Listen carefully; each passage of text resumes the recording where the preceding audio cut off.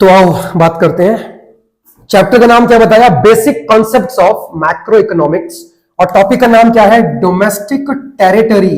यही तो है, डोमेस्टिक टेरिटरी। हाँ जी, इसको कभी कभी एक और नाम से हम जानते हो, क्या होता है बताना? इकोनॉमिक टेरिटरी भी कहते हैं। क्या बोला? Economic territory. चलो आप बताओ कि मतलब क्या होता है। ये हमारा देश है इंडिया, ये नीचे वाला हिस्सा बना रहा हूं खाली, ठीक है ना? नीचे वाला हिस्सा, अभी देख के इसको हंसना मत कि ये क्या बना दिया। हाँ जी, नीचे वाला हिस्सा। अच्छा, क्या इतने हिस्से को तुम बोलोगे कि सर ये क्या है? डोमेस्टिक टेरिटरी है, या इससे भी कुछ ज्यादा होती है? ज्यादा होती है। ज्यादा क्या होती है बताओ जरा एक मिनट के लिए। 1200 होती है सही में? कितना बताया आपने? 1200 नॉटिकल माइल्स। आज घर जाके चेक कर लेना, ये बहुत ज्यादा नहीं हो गया? चलो कोई बात नहीं, अगर आपने लिखा है तो वो रॉन्ग है, इसको ठीक कर लो। मुझे याद है जब मैंने इसके बारे में आपसे बात करी थी, दैट वाज 200 नॉटिकल माइल्स। कितना था? 200 नॉटिकल माइल्स। जरा एक बार ध्यान देना। देखो भैया, पानी ये वाला हिस्सा तो आपके देश का है ही, इसके बाहर जो पानी वाला पूरा आपका हिस्सा होता है ना, अप टू कितना बताया मैंने? 200 नॉटिकल माइल्स तक इंडिया के अधिकार में आता है।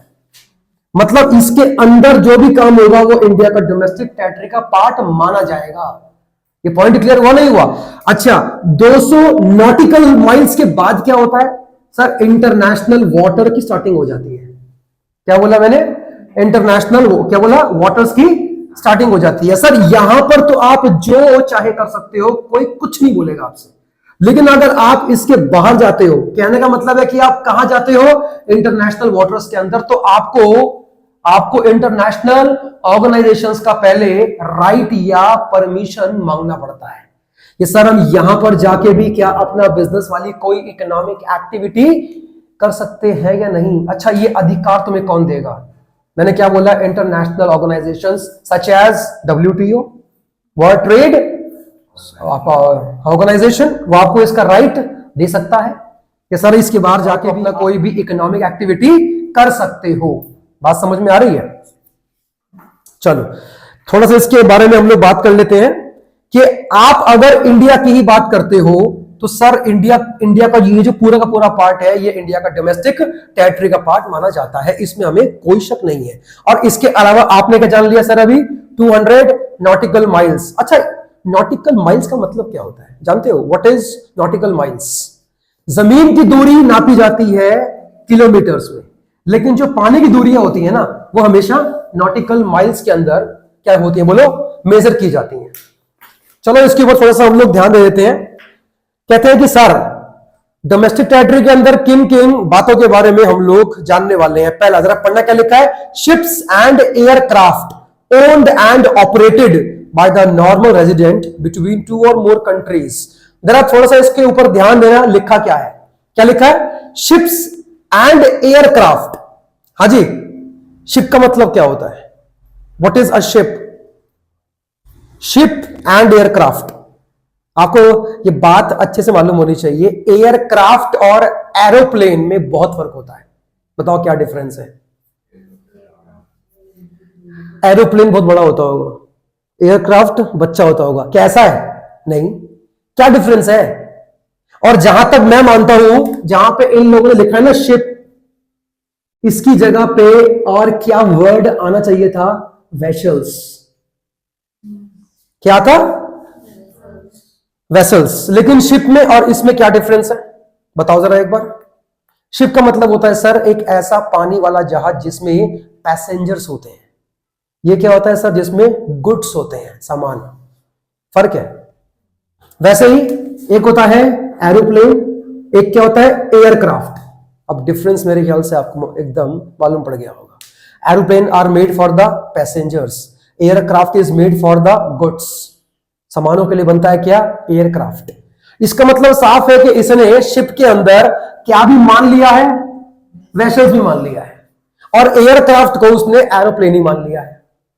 हम नहीं जानते कि क्या था इंटेंशन, लेकिन ये बात जान लेना कि दोनों के बीच में बहुत फर्क होता है सर। माना कि दोनों पानी के अंदर ही होते हैं, लेकिन शिप किसके लिए बना होता है?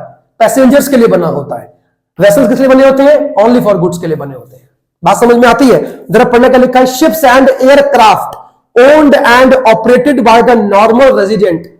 देखो दो तरह के वर्ड लिखे फिर से, ओन्ड एंड ऑपरेटेड। क्या मतलब है कहने का? ओन्ड एंड ऑपरेटेड बात एक ही होती है क्या?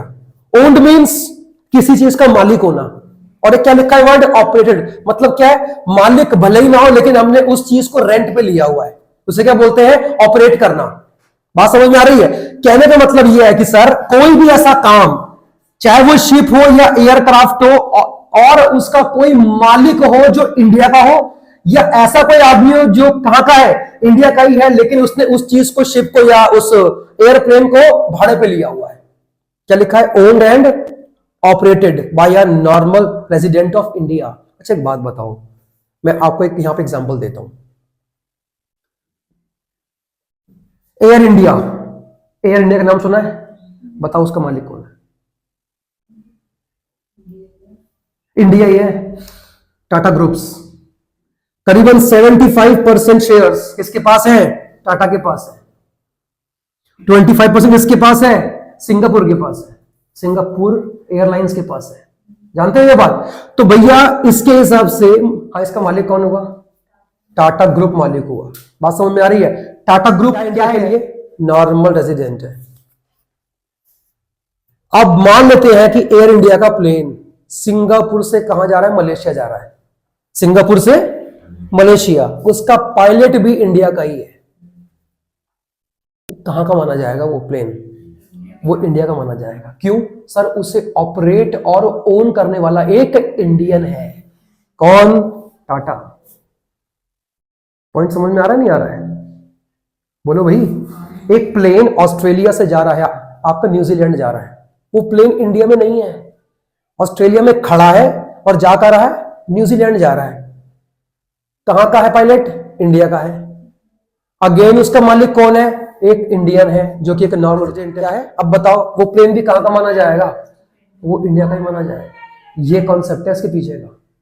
बात समझ में आ रही नहीं आ रही है? हाँ, नेक्स्ट जरा पढ़ने का लिखा है। और इसके अलावा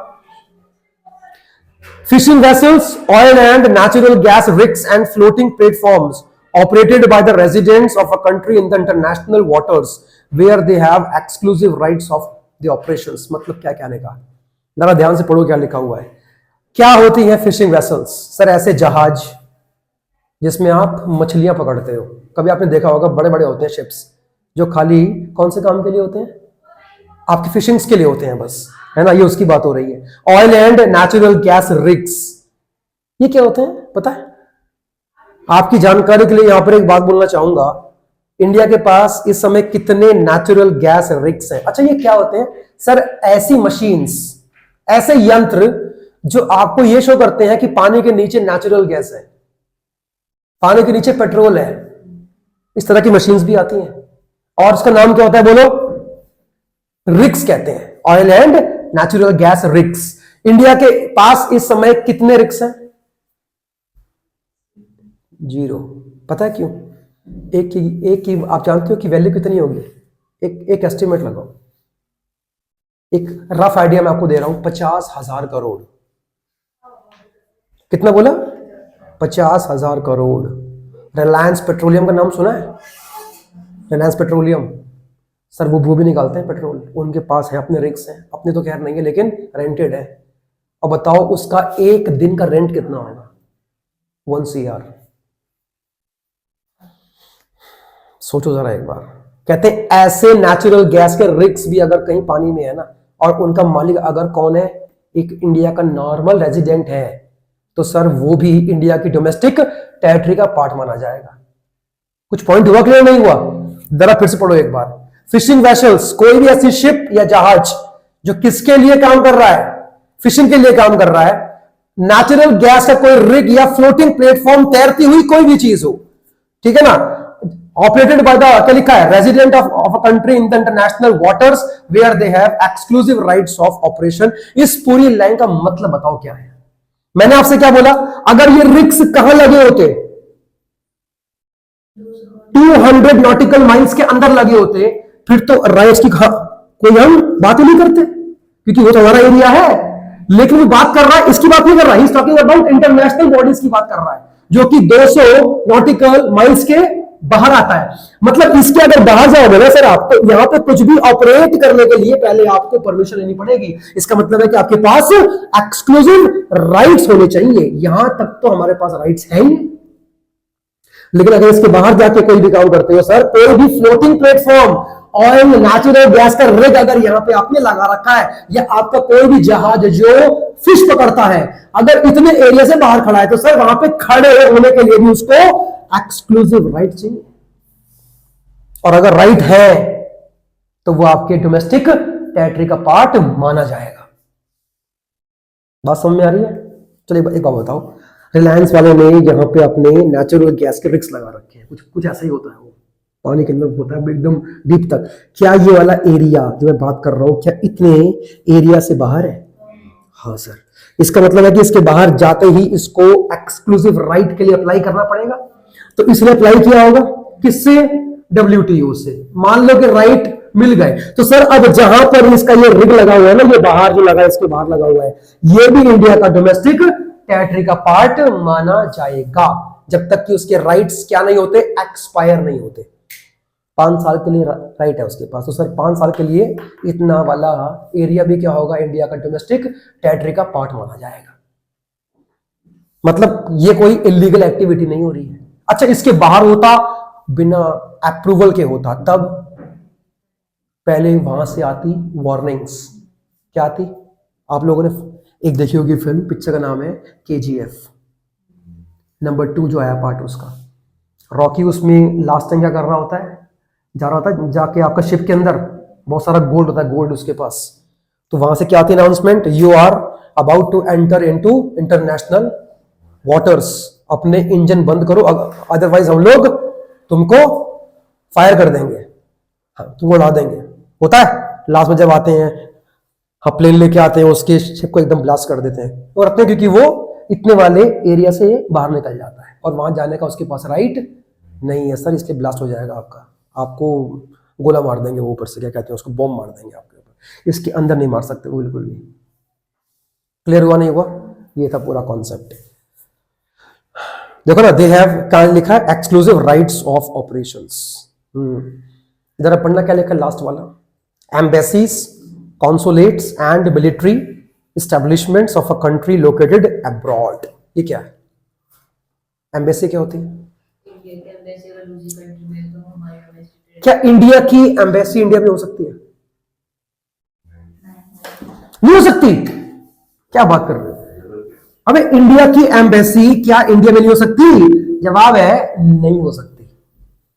सर एम्बेसी का मतलब ही यही है, दूसरी कंट्री में, आपकी एम्बेसी दूसरी कंट्री में, काम क्या है इसका वहां पे?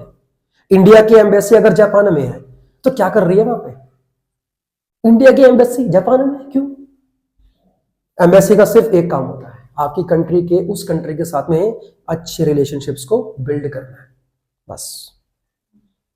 और एक वर्ड क्या लिखा इसमें, कॉन्सुलेट्स। ये क्या होता है?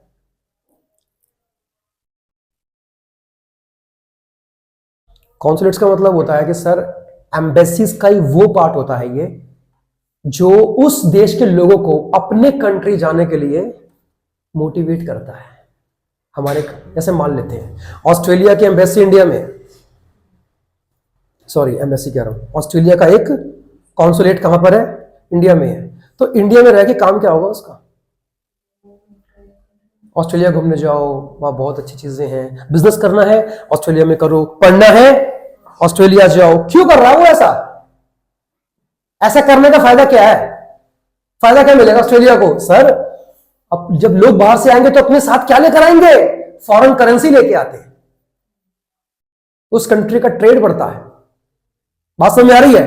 एक और बहुत बड़ा डिफरेंस एम्बेसी में और किसमें, कॉन्सुलेट्स में, जानते हो क्या है?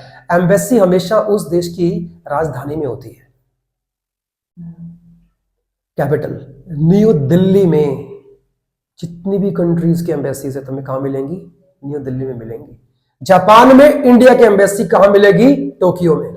यस, बात समझ में आ रही है? हर देश की राजधानी के अंदर क्या होती है? एम्बेसी होती है। कंसुलेट्स कहीं भी हो सकती है, चाहे वो नेशनल कैपिटल हो या फिर कोई बड़ा शहर हो। क्या जापान का कॉन्सुलेट कोलकाता में हो सकता है? मुंबई में हो सकता है? एम्बेसी हो सकती है, कहां होगी? न्यू दिल्ली, क्योंकि न्यू दिल्ली क्या इंडिया की नेशनल कैपिटल है। सर पॉइंट क्लियर हो रहा है नहीं हो रहा है? कि तो इसका मतलब यह है कि सर अगर इंडिया की एम्बेसी या कॉन्सुलेट अगर बाहर है तो बाहर होते हुए भी वो इंडिया का डोमेस्टिक टेरिटरी का पार्ट माना जाएगा। उसमें जो भी काम होंगे वो इंडिया के ही माने जाएंगे। और एक बात बताऊंगा आपको मैं जानकारी के लिए, एम्बेसी हो किसी कंट्री की इंडिया में या क्या हो, कॉन्सुलेट हो, सर दोनों को इंडिया से बहुत तगड़ी क्या मिलती है? सिक्योरिटी मिलती है। क्यों बताओ? इंडिया की आर्मी, इंडिया की पुलिस जवान जो होते हैं सबके सब इनको बहुत तगड़ी देते हैं सिक्योरिटी। अगर इसमें काम करने वाला कोई भी आदमी मर जाता है इंडिया में, जैसे मान लेते हैं कि ये यूएस की एम्बेसी है, इसमें बहुत सारे अमेरिकन काम कर रहे हैं और इसके ऊपर एक आदमी की मौत हो गई, किसी ने गोली मार दी, बताओ क्या हो सकता है? मतलब क्या जानते हो इसका?